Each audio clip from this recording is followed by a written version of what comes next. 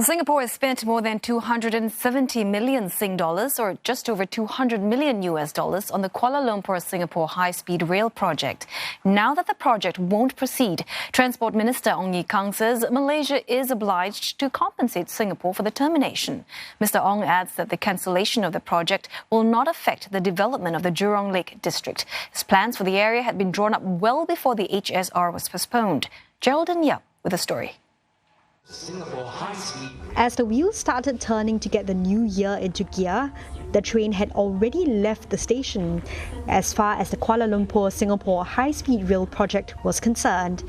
Years of negotiations and planning reached the end of the line on 1st January.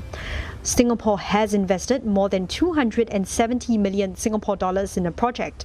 This includes abortive costs like consultancy services and infrastructure design.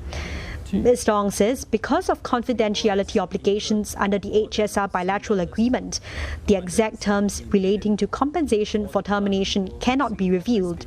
Singapore has so far received about 15 million Singapore dollars from Malaysia. The compensation amount for the termination and schedule for payment are specified in our agreement. In addition, there is a small component of miscellaneous abortive costs for the suspension of the project requested by Malaysia that Singapore is currently verifying before we send to Malaysia. Giving the update in Parliament, Mr. Ong explains that Malaysia had requested to suspend construction of the project twice and had proposed several changes, which Singapore considered in good faith. The HSR agreements are legally binding international agreements. Parties come to the table as equal, discuss the various terms such as how to structure and implement the cross-border HSR project and the rights and obligations placed on both parties. Mr. Ong says Singapore was unable to agree on one significant change proposed, that being Malaysia's request to remove the International Assets Company from the commercial model agreed in 2016. Let me explain why. As a HSR is a cross-border service, it must be a single train system operating between Singapore and KL and Malaysia.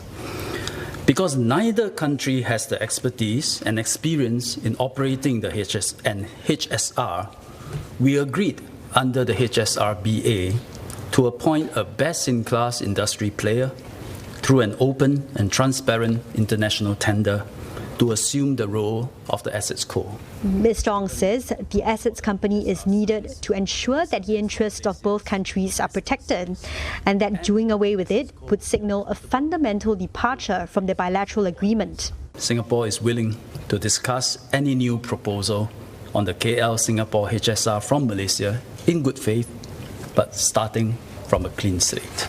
Mr. Ong has also given the assurance that the termination of the HSR will have little impact on the Jurong Lake district, where the terminal would have been located. He says this is because plans for the district had been conceived well before Malaysia proposed the HSR in 2012. Mr. Ong adds that the land acquired for the project will still be needed for mixed-use developments and community facilities, as well as the Cross Island Line's Western Depot.